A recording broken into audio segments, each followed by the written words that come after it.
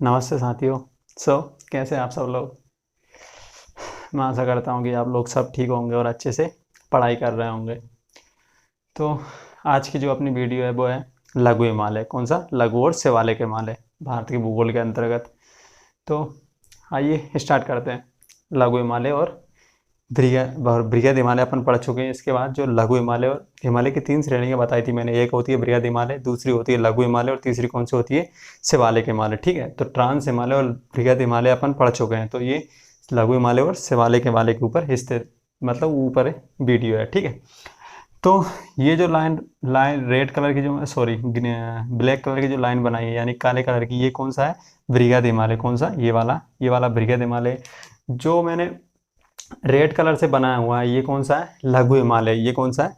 लघु हिमालय। ठीक है, और जो ब्लैक कलर के जो स्पॉट बनाए हुए हैं जगह जगह, एक ये वाला देख रहे होंगे, एक आप ये वाला देख रहे होंगे, एक ये वाला देख रहे होंगे, ये क्या है? घाटियां हैं। ये क्या है? घाटियां। ठीक है ना, घाटियां। मैं बताऊंगा घाटियां क्या होती है। तो आइए स्टार्ट करते हैं, लेकिन स्टार्ट हो जाइए। लघु हिमालय यहाँ से नहीं, बृहद हिमालय के दक्षिण में कौन सा हिमालय पड़ता है? तो अपना लघु हिमालय पड़ता है। कौन सा है? बृहद हिमालय के दक्षिण में लघु हिमालय स्थित है।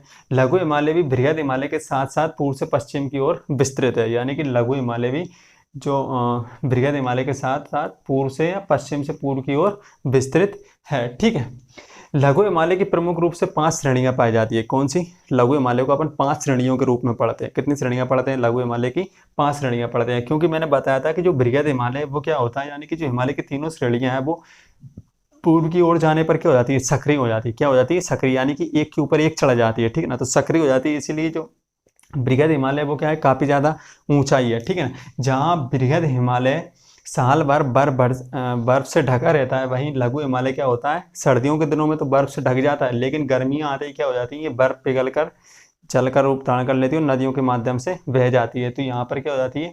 तो ये क्या होती है? ये चोटियाँ बर्फ से खाली हो जाती हैं। तो यहाँ पर एक घास उग जाती है। क्या हो जाती है? एक घास उग जाती है, जिसे अपन मुलायम घास कहते हैं। क्या कहते हैं? शीतोष्ण मुलायम घास के मैदान यहाँ पर खड़े हो जाते हैं। कहाँ पर? लघु हिमालय पर। ठीक है, तो आइए देखते हैं इसकी 5 श्रेणियां कौन कौन सी है। जो सबसे पहली श्रेणी है उसका नाम है पीर पंजाल श्रेणी। कौन सी? पीर पंजाल श्रेणी। पीर पंजाल श्रेणी, ये वाली पीर पंजाल श्रेणी कहाँ स्थित है? तो जम्मू कश्मीर में स्थित है। इसके बाद में आते हैं धौलाधार श्रेणी। क्या? धौलाधार श्रेणी। धौलाधार श्रेणी कहाँ स्थित है?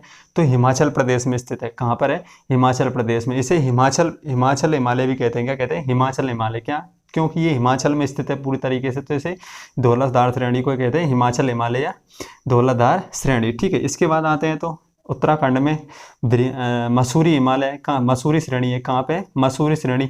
इसके बाद कहाँ चली जाती है? नेपाल में चली जाती है। नेपाल में प्रमुख रूप से 2 श्रेणियां पाई जाती हैं इसकी। एक होती है महाभारत श्रेणी और दूसरी होती है नागटेवा श्रेणी। कौन सी? एक होती है महाभारत श्रेणी, दूसरी कौन सी होती है?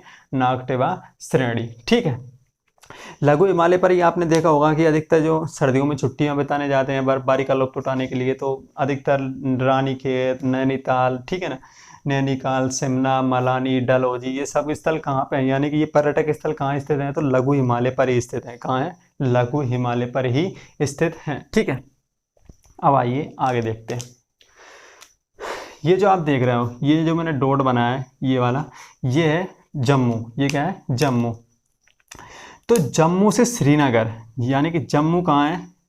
पीर पंजाल श्रेणी के दक्षिण में, और जबकि श्रीनगर कहाँ है? पीर पंजाल श्रेणी के उत्तर में स्थित है। ठीक है, तो जम्मू से श्रीनगर जाने का रास्ता जो है वो किस दर्रे से होकर जाता है? तो बनिहाल दर्रे से होकर गुजरता है। कौन से दर्रे से होकर गुजरता है? तो बनिहाल दर्रे से होकर गुजरता है। तो बनिहाल दर्रा किस श्रेणी पर स्थित है? तो पीर पंजाल श्रेणी पर है। और बनिहाल दर्रे से कौन सी सुरंग गुजरती है? तो अपनी जवार सुरंग गुजरती है। कौन सी? जवार सुरंग। यानी ठीक है, तो जवार सुरंग किस दर्रे से होकर गुजरती है? तो बनिहाल दर्रे से होकर ही गुजरती है। ठीक है, इसके बाद आगे देखते हैं। जम्मू कश्मीर, यानी कि जम्मू कश्मीर में एक घाटी है। क्या? घाटियां पाई जाती हैं। क्या पाई जाती हैं? घाटियां पाई जाती हैं। हिमालय पर क्या पाई जाती हैं? घाटियां पाई जाती हैं। जैसे कि ये क्या है? ये मान लेते हैं अपन, ये कौन सा हो गया? ये बृहद हिमालय हो गया। ये कौन सा हो गया? बृहद हिमालय। और ये कौन सा हो गया? लघु हिमालय हो गया। ये कौन सा? लघु हिमालय। तो बीच का जो समतल सपाट जो मैदान होता है, ये क्या होता है? समतल सपाट जो मैदान होता है, इसे अपन क्या कहते हैं? घाटी कहते हैं। क्या कहते हैं? घाटी कहते हैं। तो घाटियां पाई जाती हैं, क्या होती हैं? लघु हिमालय और बृहद हिमालय के बीच में घाटियां स्थित हैं। क्या है? घाटियां स्थित है। जैसे कि कश्मीर घाटी, ठीक है। कश्मीर घाटी कहाँ स्थित है? तो पीर पंजाल श्रेणी और बृहद हिमालय के बीच में स्थित है, ठीक है। इसी तरीके से कुल्लू कुल्लू कांगड़ा घाटी, कौन सी? कुल्लू कांगड़ा घाटी, ये कहाँ स्थित है? तो धौलाधार श्रेणी और बृहद हिमालय के बीच में स्थित है, ठीक है। इसी तरीके से काठमांडू घाटी बृहद हिमालय और महाभारत श्रेणी के बीच में स्थित है, ठीक है। इसके बाद कौन सी आती है?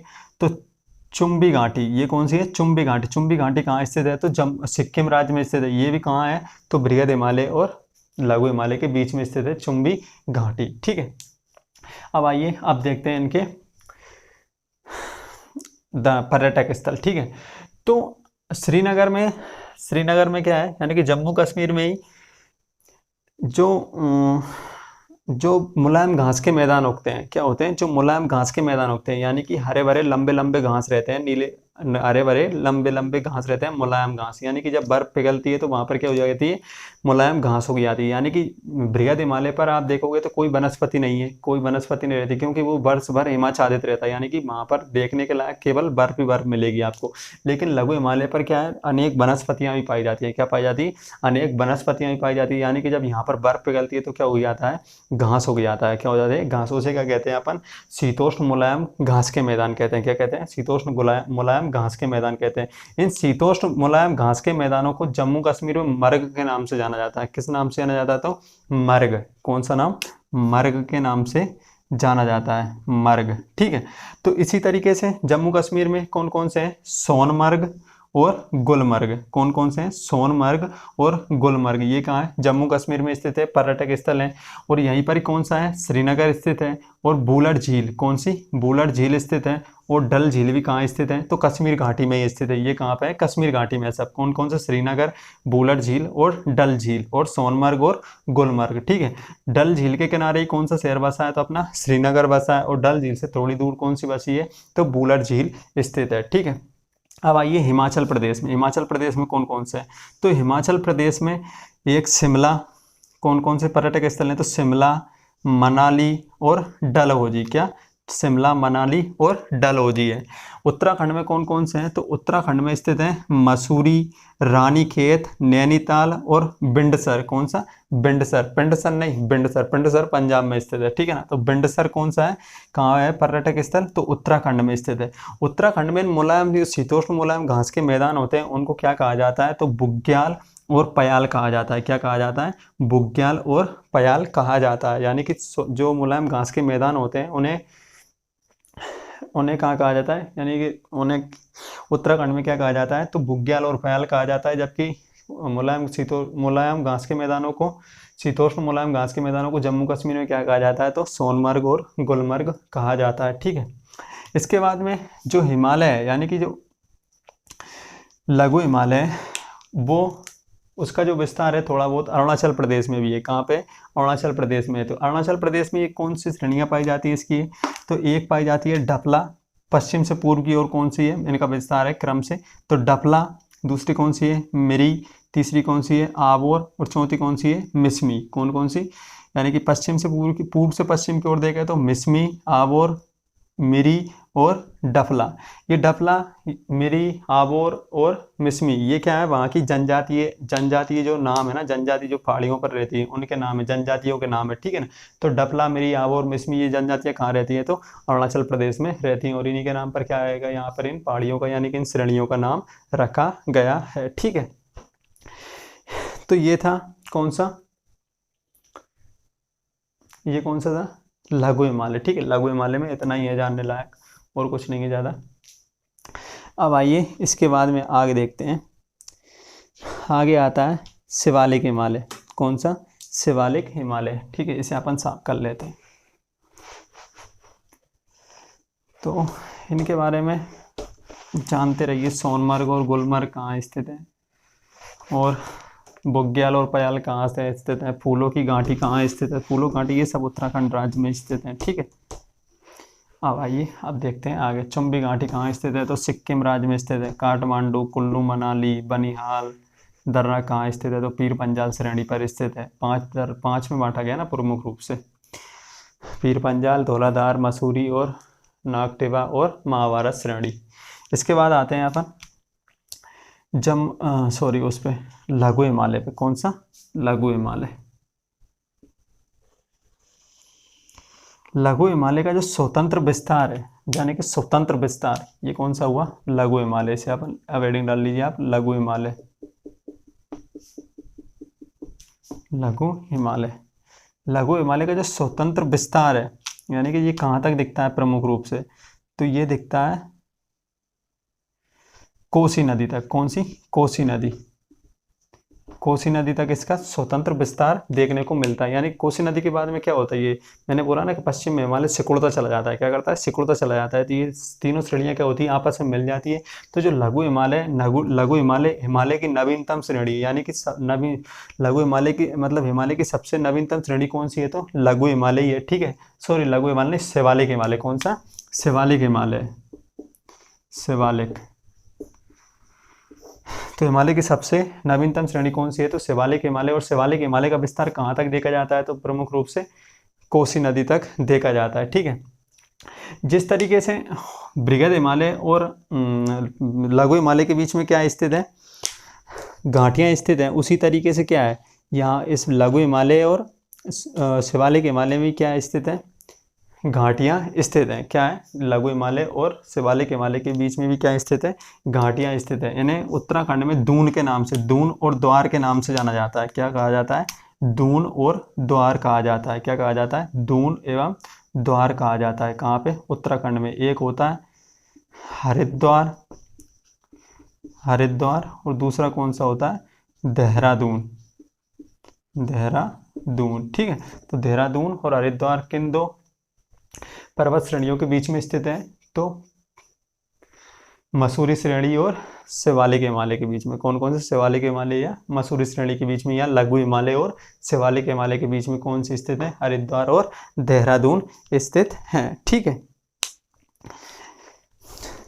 ये थे कौन से? हरिद्वार, ये शिवालिक हिमालय और लघु हिमालय। बृहद हिमालय क्या करता है? बृहद हिमालय आगे चलकर क्या करता है? एक तो दक्षिणावर्ती मोड़ लेता है। क्या करता है? दक्षिणावर्ती मोड़ लेता है। दोनों छोरों पर क्या करता है? दोनों छोरों पर क्या कर लेता है? दक्षिणावर्ती मोड़ लेता है। जब मैंने हिमालय पढ़ाया था तो आप उस वीडियो में, पहले के वीडियो देखे होंगे तो आपने उसमें समझ गए होंगे। दक्षिणावर्ती मोड़ लेता है। ठीक है, तो दक्षिणावर्ती मोड़ लेता है तो यहाँ पर क्या बन जाते हैं? गार्ज बन जाते हैं। क्या बन जाते हैं? गार्जों का निर्माण करते हैं। क्या बनते हैं? गार्ज। क्या होते हैं? गार्ज। यहाँ पर कौन सा है? सिंधु गार्ज स्थित है। क्या है? यहाँ पर ये मोड़ लेता है सिंधु गार्ज। और यहाँ पर कौन सा है? दिहंग गार्ज। कौन सा स्थित है? दिहंग गार्ज। दिहंग गार्ज। दिहंग गार्ज। दिहंग गार्ज। ठीक है, गार्ज क्या होता है?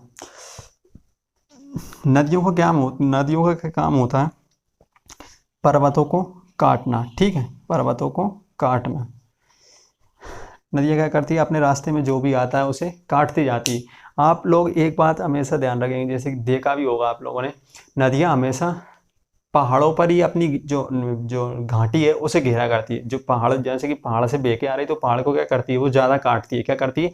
ज़्यादा काटती है। ठीक है ना, जबकि मैदानी भागों में उतना फैलाव या उतना घाटी को अपना घेरा नहीं करती। जैसे गंगा नदी ले लीजिए, नर्मदा नदी ले लीजिए, कौन सी नदी ले लीजिए, ठीक है ना, तो वो क्या करती है? अपनी मैदानी भागों में अपनी जो घाटी है उसको घेरा नहीं करती। ठीक है ना, जबकि जब पहाड़ी क्षेत्रों से वो उतरती है नीचे तो नदी क्या करती है? अपनी पहाड़ी को घेरा करती है, यानी कि गाड़ी को क्या करती है? घेरा काटती जाती है, यानी कि नीचे।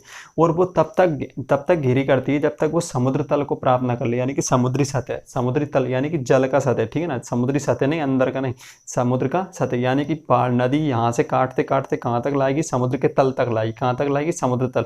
नदी अपनी घाटी को कभी भी समुद्र तल से नीचे घेरा नहीं करती, यानी कि समुद्र तल ये है तो नदी इससे कभी भी नीचे नहीं जाएगी, हमेशा इसके बराबर लेवल को आने को करती है कोशिश। क्या करती है? इसके लेवल आने की कोशिश करती है। तो नदी क्या करती है? जब हिमालय का इनका निर्माण हो रहा था तो तब से ये नदी क्या कर रही है? सिंधु नदी बह रही है। सिंधु नदी बह रही है तो उसने क्या कर दिया है? हिमालय को काट दिया है। क्या कर दिया है? हिमालय को काटती चली गई और इसके दोनों तरफ से क्या हो गया? हिमालय खड़ा होता चला गया, यानी कि बीच में से कोई धारा निकाल दे। क्या निकाल दे? कोई धारा निकाल दे जो काटती चली जाए और अगल बगल से दोनों दीवारें बिल्कुल एकदम, जैसे कि आपकी कमरा है, कमरे का जो बीच का मैदान है, ठीक है ना, उसके रूप में समझ लीजिए। दोनों अगल बगल की जो दोनों दीवार है वो क्या है, पर्वत है। पर्वत क्या है, दोनों ऐसे खड़े हैं और बीच में से क्या जा रही है, नदी बह के जा रही है। क्या जा रही है, एक नदी बह के जा रही है। तो नदी ने क्या कर दिया, इसको काट दिया और दोनों तरफ से हिमालय का जैसे कि जैसा खड़ा रहा, ठीक है ना। तो इसे क्या कहते हैं, गार्ज कहते हैं। क्या कहते हैं, इसे क्या कहते हैं अपन, गार्ज कहते हैं। यानी कि नदी के द्वारा ये क्या बनाया जाता है, गार्ज बनाया जाता है। इसे अपन आई आकार की घाटी भी कहते हैं। क्या कहते हैं, आई आकार की घाटी, आई आकार की घाटी, ठीक है, आई आकार की घाटी। तो सिंधु गार्ज और दियंग गार्ज। सिंधु गार्ज कहाँ पे, यहाँ पे स्थित है। दियंग गार्ज कहाँ है, दियंग जब अरुणाचल प्रदेश में असम नदी ब्रह्मपुत्र नदी प्रवेश करती है तो उसे दिहंग के नाम से ही जाना जाता है। क्या करते हैं, दिहंग के नाम से जाना जाता है। तो यहाँ पर ब्रह्मपुत्र नदी बनाती है और यहाँ पर कौन बनाती है, तो सिंधु नदी बनाती है, ठीक है। तो ये था आज का वीडियो, कैसा लगा कमेंट करके ज़रूर बताएं। चैनल को लाइक करें, सब्सक्राइब करें और शेयर करें अपने दोस्तों के साथ में। धन्यवाद।